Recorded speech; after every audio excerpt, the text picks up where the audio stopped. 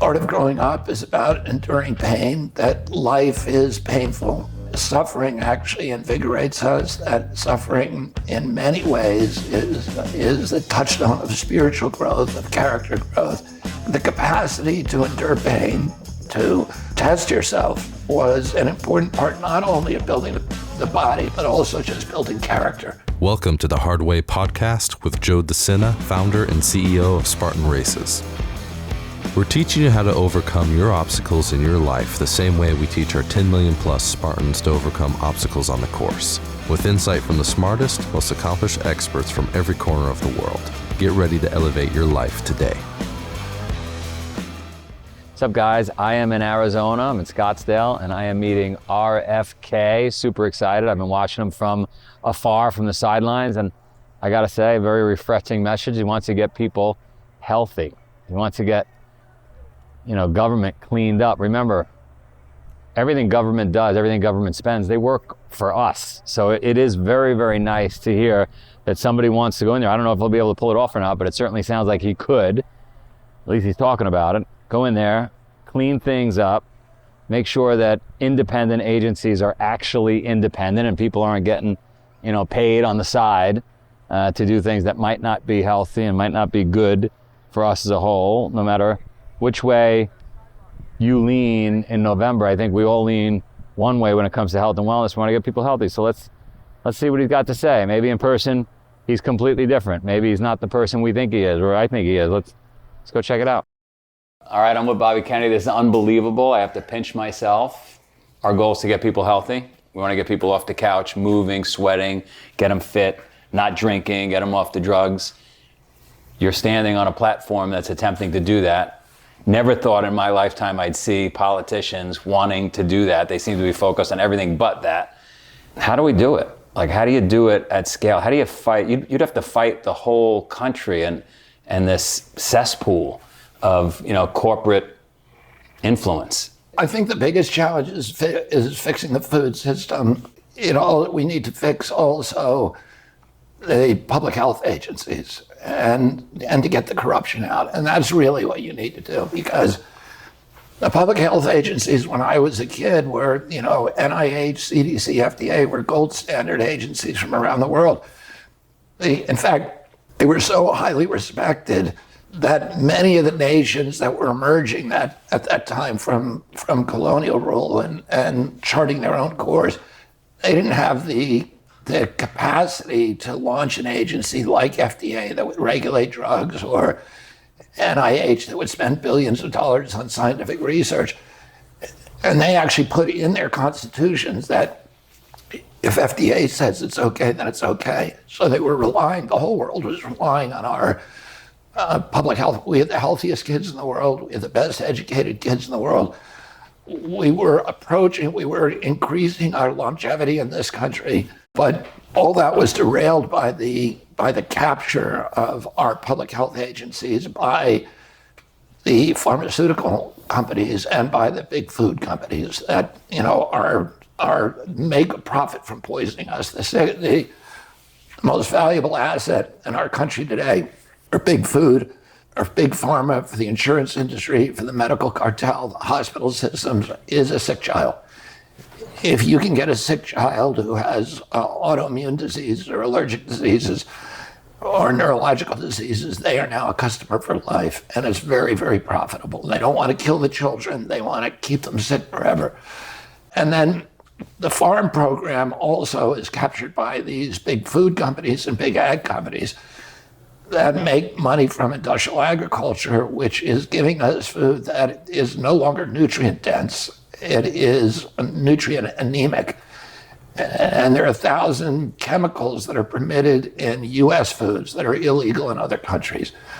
And I think that's the biggest challenge. And then the other challenge is to actually get Americans off the couch in the era of social media and 24-hour a day, 1,000 channels on your television set. And, kids don't want to go outdoors anymore. When I was a kid, my parents, after breakfast, locked us outdoors, and we were not allowed to come in until the dinner bell rang, and usually that was around dark. And they didn't want it. We were not allowed in the house. We had to be playing outside and figuring it out ourselves. Yeah. And then my uncle was worried at that time about the softness of Americans, that this would, the whole American experience was our pride in being able to conquer the wilderness, the people who could go out and be self-sufficient, who had tremendous stamina, who had physical endurance, who had the capacity to bear pain, and we prided ourselves as a nation on that. I remember reading in Alex de Tocqueville, where he was talking about when he visited Michigan. Michigan at that point was a huge forest that was being cut down by hand with, axes and saws to build our nation, to build ships, to build homes, to build farms. People were pulling boulders out of the soil, and by hand or with a mule. And there was a conversation that he had with an American who was, a wilderness guy, who was engaged in those activities. And the guy said, and he was talking, Alex de Tocqueville was talking about immigrants that were coming into Michigan at that time.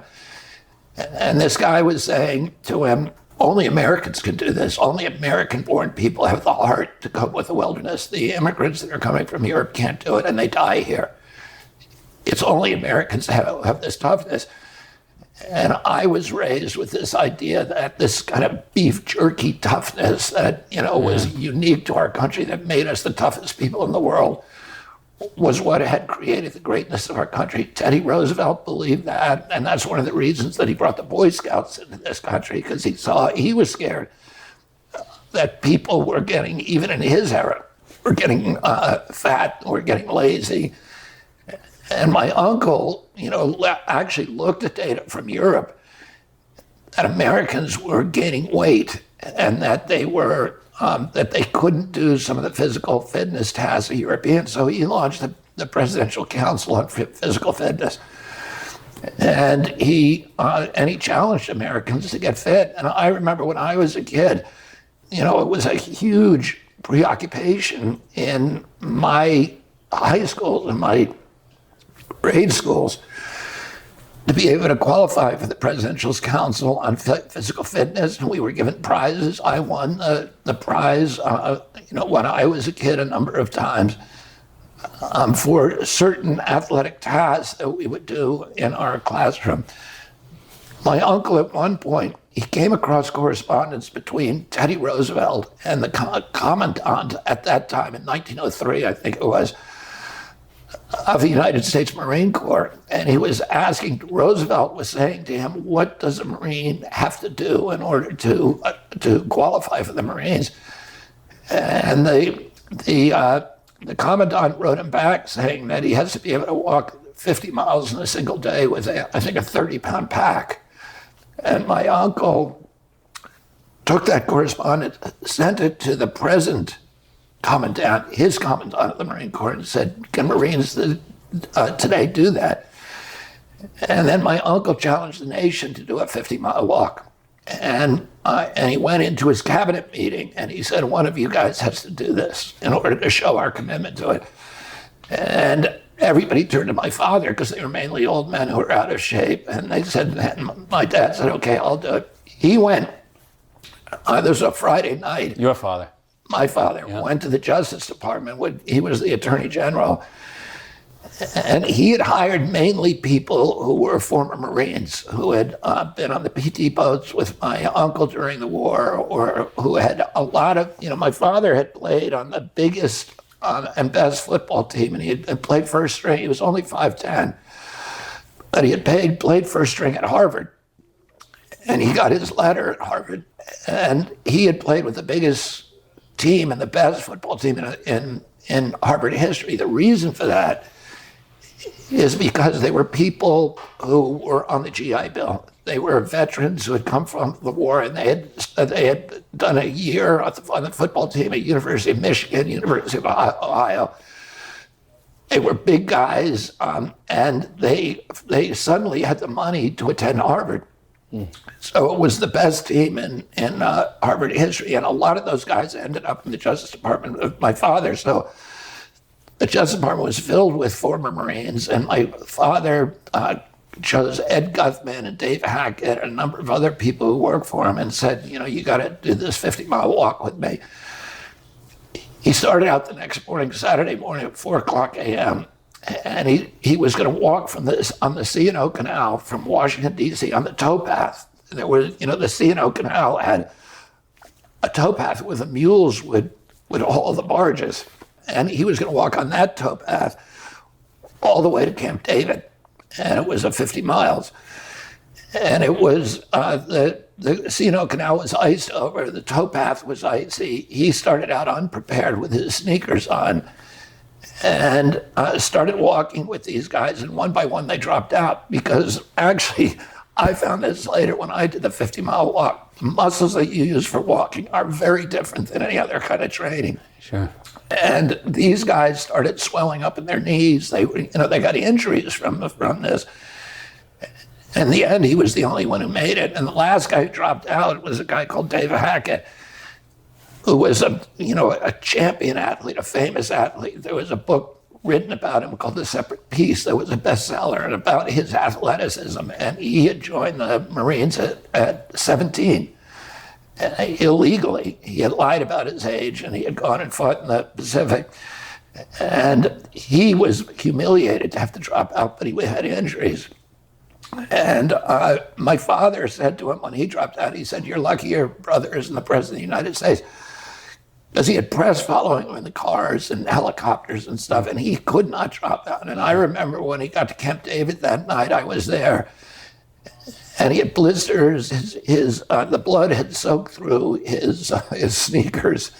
And I remember him collapsing on the bed and, having my mother brought in some masseuses and stuff, but he was absolutely depleted. When I left, I played rugby at college. And at graduation, I asked a lot of my friends from the rugby team to do a 50-mile walk from Boston to Cape Cod. The same thing happened. These guys were, world-class athletes. And one by one, they began getting these terrible joint injuries, and they dropped out. And it took me, I was the last one, I was the only one to make it. And took me 17 and a half hours to do that. But my uncle, my father were consumed with this mission to get Americans into shape again. My father my uncle had started the Navy SEALs, and he had a very close relationship with the Green Berets. The Pentagon had ordered the Green Berets to not use the beret because they thought that was not, standard equipment for the military, and they didn't like them being different. And my uncle countermanded that order and allowed them to keep the berets. And ever since then, the Green Berets have looked at him as their patron. They would come to our house to do demonstrations. They would fire. We had a four-story farmhouse in Virginia that had been the Civil War Union headquarters during the Civil War. And it was an old property. And they would fire grappling hooks up onto the roof, and they would climb up on the roof, and then they would rappel down and do these demonstrations for people, and we all would be there. But they agreed to start an obstacle course, and we had 2 pastures, and they created a real regulation Green Beret obstacle course. On your property? On our property, including a 200-foot zip line that was very, very hazardous, and a lot of people. And I can't even count the times that I went to the emergency room taking people or going myself, because it ended up in the woods. And if you didn't have somebody catch the line before you went in there, you'd hit the trees. Sure. And we had every year. My mom put on a pet show. That was attended by thousands of people, and one of the big contests at Pet Show was the obstacle course. My brothers and I had the advantage of having it in our backyard and running it every day after school, and practice gives you a huge advantage in the obstacle course. Sure. So we always managed to win that contest, but there's old pictures of us running the obstacle course. I would love to see that. Yeah, and I can get you those. And every year, the Redskins, my father had a very close relationship with the Redskins because of his own football history and his devotion to that sport. And their stadium ended up, after he died, being named after him, RFK Stadium. But they would come every year. Joe Theismann would come and redig the trenches and fill them with water, and they would manage the obstacle course. And there would be a contest every year, and you'd pay to go in the contest, and there was a prize at the end. So it was part of the DNA of the family. It sounds like you just had a general understanding that hard work, challenge was just good for the mind, the body, the soul. Yeah, and any kind of discipline and the capacity to endure pain. The capacity the inclination to practice, to be disciplined, to test yourself was an important part, not only of building the body, but also just building character. And it's critical to that. I raised all of my kids doing endurance sports and doing outdoor sports, doing skiing, snowboarding, windsurfing, all kinds of outdoor sports to get them out of the house. And I think, my parents were incredible because they were very disciplined. And, they had 11 kids who came to dinner on time every night. We ate our meals together. We came to meals with our hair brushed and our nails cleaned. And there was a lot of discipline and regimentation involved in our lives. We learned all sports. We were taught. And when we were kids, there were 29 cousins on the Cape. My grandfather hired a former Olympian named Sandy Eiler, who's an Olympic diver, to do physical training with us. And so every day we had to swim half a mile. We had to, every morning, we had to then do boxing. We played, learned all sports like tennis, boxing, sailing, and then swimming, and we had contests and stuff. And my parents thought that was absolutely critical for the development of children, and they were very good at that. And I admire them a lot for being able to take 11 extremely unruly, Irish Catholic kids who were rebellious all the time, but to actually get us to engage in those disciplines. And I admire them for that. I think I had a harder time because of getting my kids outdoors, because of the advent of all this social media. And, they're getting this intensity from their interactions with social media that we never got. And it's so much part of their lives and very, very addictive. And nobody's outside. And nobody's outside anymore. I mean, there's a book called The Last Child in the Woods that talks about this phenomena. But I made sure that my kids were raised in the woods, that they had a capacity to survive, to test themselves, and I think it's paid off for me, in terms of the way those children have turned out. But I did it with my kids. I did exactly what you described with my kids. But some people watching would say, oh, well, Mr. Kennedy had an incredible upbringing, so he was able to do that. I guess. Well, that's true. Yeah, but my answer might be. I think it's harder for people who are working. You've got both parents having to work to survive for their kids, and it's much more difficult. The temptation is always, even with the infants, to put them in front of a social media, and it kind of absolves you of responsibility of finding things to entertain them all the time. Yeah, so how do we get, when you're in office, how do we get PE back in schools? How do we get people, what do you do? We've got to make sure that kids are getting, that they understand that physical activity is, my uncle said, we don't want to be a nation where 95% of the people are watching sports on TV and there's only 5% who are on the field. Right. Everybody's got to be on the field. And I think one of the challenges is that food is poisoning them. Americans didn't just get lazy. They didn't just get gluttonous. They're being mass poisoned. Obesity is not from deficiency in character. Obesity is being caused by chemical poisoning of our children.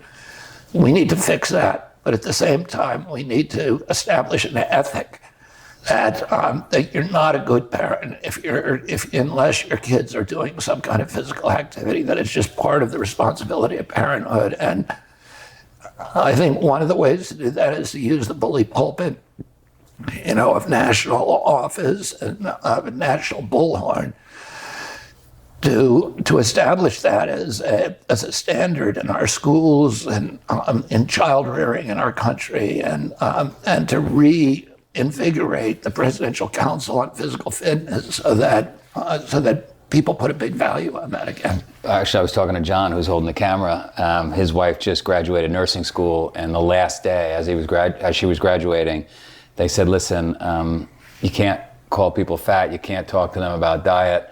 We don't want to upset anybody. By the way, there's no real proof that obesity is bad." Legitimate story, right? Mm-hmm. That's a problem. Like, how do you turn?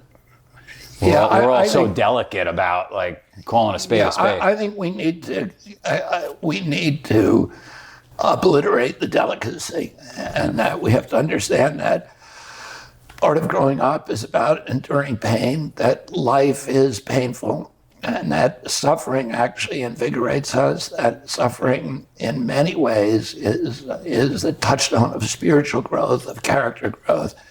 We can't be shielding our kids from the injuries that, from bouncing off of the walls that they're going to have to bounce off of for the rest of life in order to achieve something in their lives. That kids who learn how to deal with pain and who integrate a kind of stoicism into their lives are the kids who are going to end up being the happiest, and they're going to achieve the most in their lives, and they're going to have fulfilling lives, and they're going to be able to be of service to their communities. And that this is part of the responsibility of child rearing. And I think that has to be, we have to reawaken America to those lessons. So MAHA, basically everything you just spoke of, MAHA stands for Make America Healthy Again. We got to make America healthy again. We got to get better food. Got to get the corruption out of government, and we've got to reinvigorate the American people, and particularly our children. And we've got to get people to understand that pain is not something to be avoided; it's something to be embraced. That it builds character, and that the purpose of life is not to create a big pile for yourself, and whoever dies with the most stuff wins. And it's not to be, loved socially by as many people as possible. It's about building some internal resources that will serve you in times of hardship, that will make you undefeatable in your life. Unbreakable is the word we use. Unbreakable. Yeah, I love it. And how realistic is it?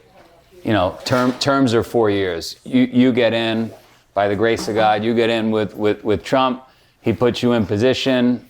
You 4 years. Can you get this done in 4 years? We can get a lot of it done in 4 years. We have to, change public attitudes toward a lot of things. We have to end the foreign wars. We have to bring those resources home and start building America and start building Americans one at a time to make sure no child gets left behind, that every child has that understanding that, coping with hardship is just part of life. And reintroduce the values of stoicism and, of the Spartans, that physical toughness is a necessity. What would you say? We've got a pretty big audience. There's been, over 10 million people have crossed the finish line of one of ours. Half the audience is probably for Harris, half the audience is for Trump. What would you say to those that are on the fence because of those two headline figures, right? But probably our entire audience believes in what you're saying. Yeah. I'm a lifelong Democrat. I feel like I share the values that my father, all the values that my father and uncle had. that my view of the Democratic Party that I grew up with was, the party of peace. It was the party of the little guy, of the cops and the firefighters and the working people of this country, and that it was the party of Main Street as opposed to Wall Street. And it was the party of civil rights, including constitutional rights, which we only hold on to if we're courageous. We're the home of the free and the land of the brave, but we're the home of the free because we're the land of the brave. And that we have to start looking at seeing each other again as the toughest people in the world. And that ethic is something that I'm going to spend every ounce of energy, of my energy, inculcating into the American people. Not easy, because human beings, I think the thing, you correct me if I'm wrong, I think the thing that's kept us alive on the planet for we naturally avoid hard stuff, right? Your parents took you, threw you outside, locked the door, go get tough, figure it out. Yeah. Right? So we fight it, and our environment is allowing complacency. It's allowing staring at screens, right? So it's not an easy sell. We're both selling, this is an uphill sell. Yeah. Uphill battle. Well, I agree. And there's sort of an ethic now that the job of the parent is to shield their children from pain, and that is not a good parenting strategy. My parents, they encouraged us to do things that were risky.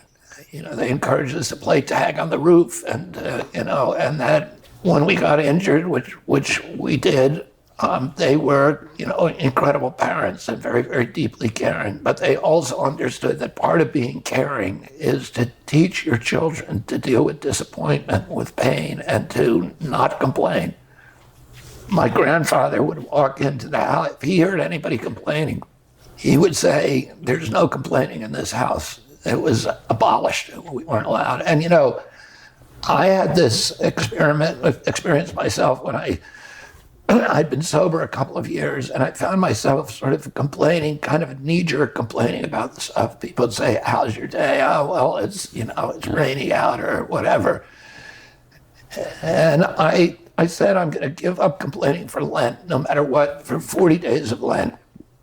No matter what happens, I'm going to, if somebody asks me how you're doing, I'm going to say, "Great." And I don't want to lie, so I have to think about myself. Why am I great? Why is things great? Well, things are great because I live in America. I have my health. And I'd have to make a list of things, a gratitude list. I have access to oranges and orange juice, which nobody in history, that was a luxury 100 years ago.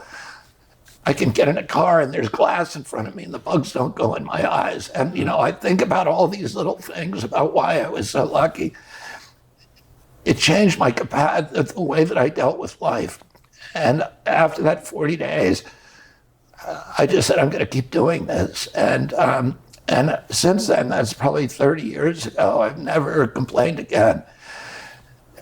I had one of my sons ask me when he was about 13 years old, he said, "Dad, how come I've never heard you complain about anything?" And I said to him, "It's not my natural inclination. That's not the way that I naturally am." But I said, I made this decision at one point, I'm not going to do it. Gratitude is a choice. You could have two guys who are shoveling manure. One of them is going to be whistling and smiling, and the other one's going to be grumbling and cursing. Yeah.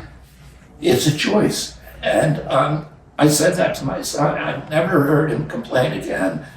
And people love this kid because, because of that. Because he has just... He gives energy instead of taking energy exactly. away. I've been telling my kids 3 things to be successful. Number 1, communicate like a movie star, which clearly you do. Number 2, I said work like an immigrant, which is probably politically incorrect, but for a long time they've worked harder than many of us. And 3, I said have gratitude like a monk. Yeah. You work hard, you're grateful, and you communicate well. You're going to have a good life. No matter what the adversity is, you're going to be relentless. And then, the thing I would add to that is don't have expectations. You don't have a right to the results. You have a right to your effort. And the results are in God's hands.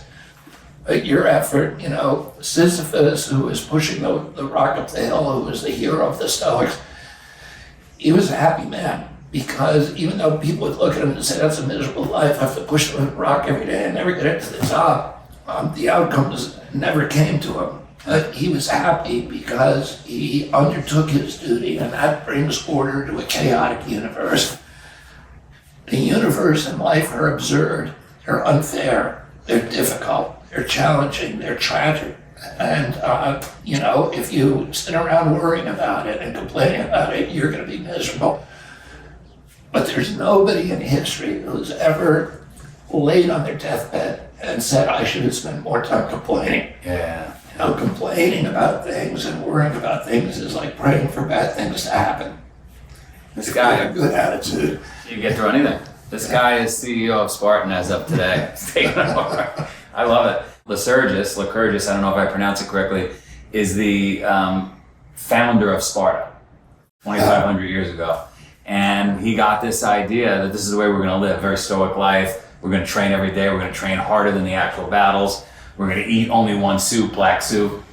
Sure enough, some of the folks, some of his constituents wanted to take him out. This is ridiculous. This is a terrible life. And one guy went for him, and they said, should we kill him, sir? No, have him live with me. And I guess that constituent lived with him for a little bit and said, oh my God, this guy actually lives the way he's asking the people to. And so I guess the question would be, it sounds like you live this way. You train, you eat well, you take care of yourself. You're not asking us to do something you don't do. Yeah, and the great philosopher of the Stoics was Marcus Aurelius, who was a Roman emperor, and I would urge people to read his wisdom. Really laid out the philosophy and the methodology for living a disciplined life. Ultimately, the irony is that hardship actually makes you happy. All right, he is exactly what I thought he was. And I'm not blowing smoke. Like, I just got to tell you, he doesn't know me. I knew him, again, from afar. I gave him a couple of minutes of I told him about Spartan, and boom, he was on point. He's talking about stoicism. He's talking about the ancient Spartans. He's talking about doing hard, how it makes your life better. I don't believe it was all a show. I don't believe it was all research. This guy, he's a hell of a communicator, and incredibly knowledgeable, incredibly inspiring.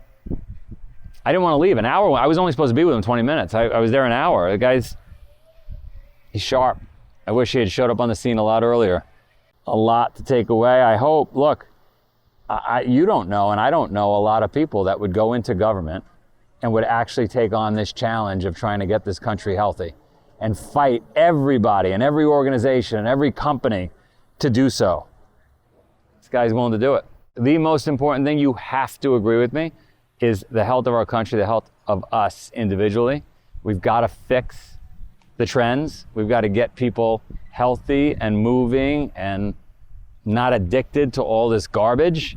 You got to agree with me. Post or comment. There's no way anybody disagrees with that. I should see no negative comments related to, like, what do you want, people unhealthy? You want people sick? You want these companies, capitalizing on the fact that we're addicted to garbage and we're sitting on couches and we're zoned out watching Netflix or scrolling on our phones? No, you don't want that. I don't want that. This guy thinks he could fix it, or at least fix it a little bit and put us in the right direction.